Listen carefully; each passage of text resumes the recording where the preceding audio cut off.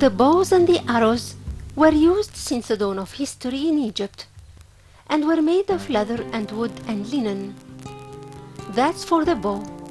As for the arrow, it was made of reeds or wood, with a head made of granite, then later bronze, and sometimes they made them out of animal bones or elephant tusk.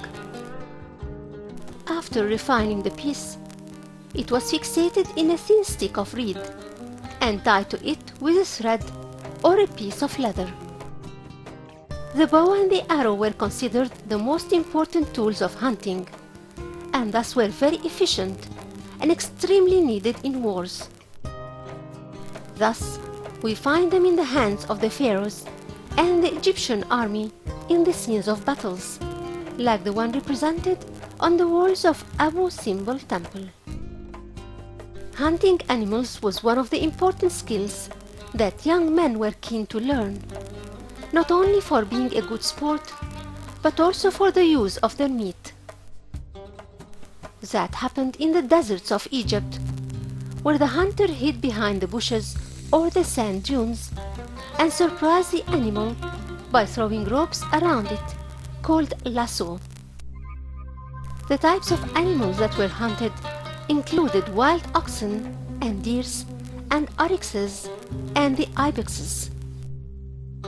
Some of them still exist till today in the vast western desert, and especially in Khamisa in Siwa Oasis.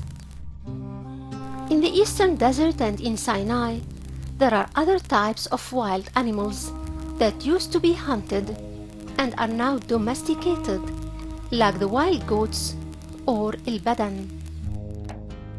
There is also the wild rabbit called el wabar, and it exists especially in South Sinai mountains.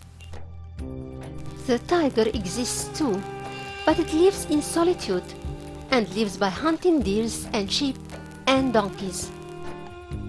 It's interesting to know that the nomads of the desert never eat the meat of the free bird, like the falcon and the eagle, for they revere them highly and fully respect them.